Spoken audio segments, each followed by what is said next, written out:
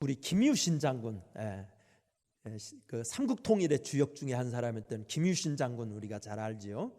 그 김유신은 15살에 화랑으로 발탁되어 나라의 제목으로 성장하고 있었습니다.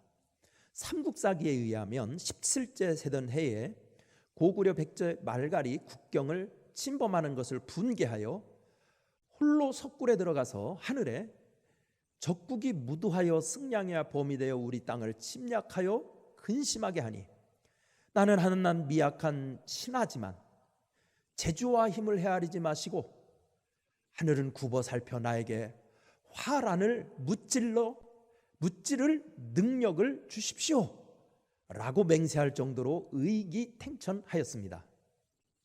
그러나 유신도 김유신도 인간인지라 허물이 없지는 않아야 하였습니다. 화랑이 되어 3년째 되던 해에 천관이라는 기생에게 빠져 그녀의 집에 드나들며 방탕한 생활을 하였습니다.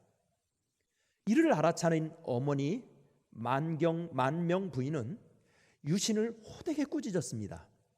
준엄한 질책에 유신은 정신을 차리고 어머니께 사죄한 후 천관의 집에 일체 발길을 끊었습니다.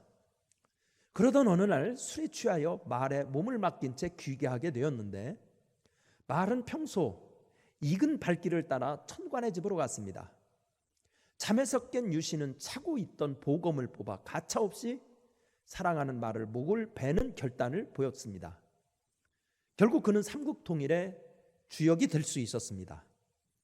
김유신의 이 일화는 성공적인 삶을 위해서는 추종해서는 안 될 것에 대하여 과감히 단절하는 용기가 있어야 함을 알려주고 있습니다. 아니, 따를 가치가 있는 대상을 바로 분별하여 적극적으로 추종하는 지혜가 있어야 합니다.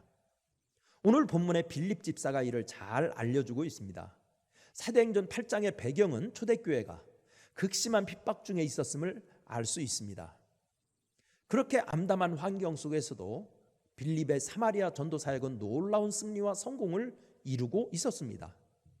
사마리아를 변화시켰고 상상도 못했던 아프리카 에티오피아까지 복음의 문을 열고 있었습니다. 어떻게 이런 사역이 가능했을까요? 본문 39절에 보면 그가 성령에 이끌려 사는 사람이었기 때문이라고 설명하고 있습니다. 그렇습니다. 연약하고 무능한 자라도 성령에 이끌려 살면 승리할 수 있습니다. 과연 성령을 따르면 어떤 일이 일어날까요? 첫째로 길을 인도하십니다. 26절 같이 읽어보겠습니다.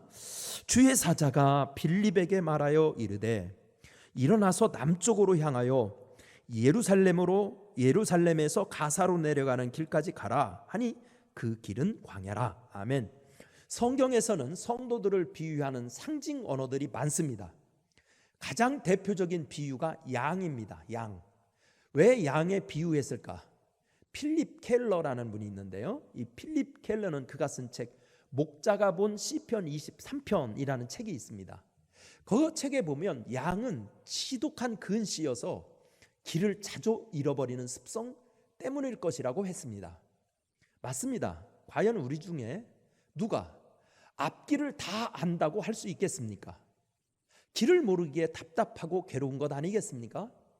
그러나 우리가 다 양 같을지라도 행복하게 사는 비결이 있습니다. 목자를 따르면 됩니다. 목자는 양들을 위한 완벽한 길을 알기에 가장 행복한 곳으로 인도하실 수 있습니다. 본문의 빌립도 철저히 성령을 따르므로 성령께서 그의 길을 완벽하게 인도하고 계십니다. 빌립이 사마리아 선교가 마쳐갈 무렵 성령께서는 그를 또 다른 일터로 인도하십니다. 본문 26절을 보면 주의 사자가 빌립에게 말하여되 일어나 남쪽으로 향하여 예루살렘으로서 가사로 내려가는 길까지 가라. 그 길은 광야니라 기록되어 있습니다. 성령께서 빌립의 사역지를 예비하고 인도하고 계신 것입니다. 우리도 성령 충만을 구하면 성령께서는 우리를 구원의 길, 생명의 길, 축복의 길, 형통의 길로 인도하십니다. 두 번째는 우리가 성령을 따르면 좋은 사람을 만나게 해주십니다. 27절을 보실까요? 27절 시작.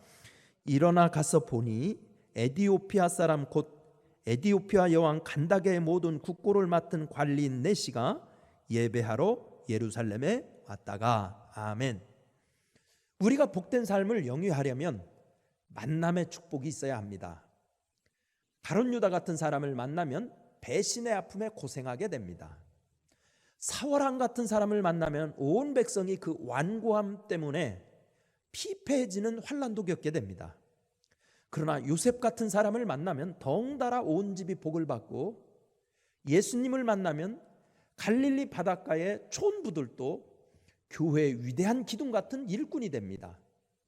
그렇다면 누가 그런 만남의 축복을 받는 것일까요? 본문의 빌립을 통해서 알 수 있는 것은 성령을 따르는 사람입니다. 성령은 빌립을 인도하시어 에디오피아의 큰 권세 가진 자를 만나게 했고 그 땅에 복음을 전하게 하셨습니다. 그렇다면 왜 아프리카 이방인이 이스라엘까지 여행을 왔을까요? 주석학자 윌리엄 바클레이는 당시 많은 나라들이 다신교의 염증을 느끼고 있었고 해이해진 윤리 도덕에 실증을 내는 사람들이 많았다고 합니다. 그래서 유대교의 유일신 신앙과 엄격한 윤리에 심취하는 이방인들이 많았다는 것이죠.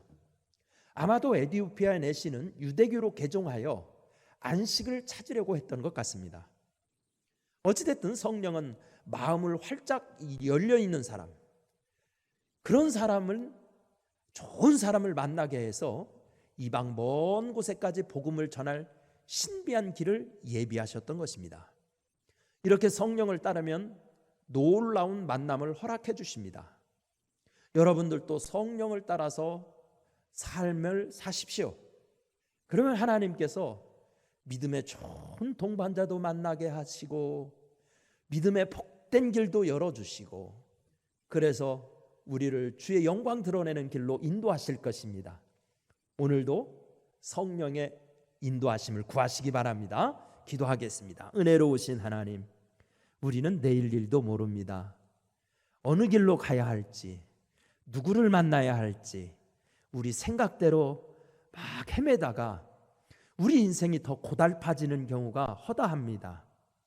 예수님, 우리도 성령을 사모하게 하시고 성령의 충만을 받게 하시어서 우리의 갈 길을 인도해 주시고 복된 사람 만나게 해주시고 하나님 영광 위에 살 수 있는 복을 내리어 주시옵소서.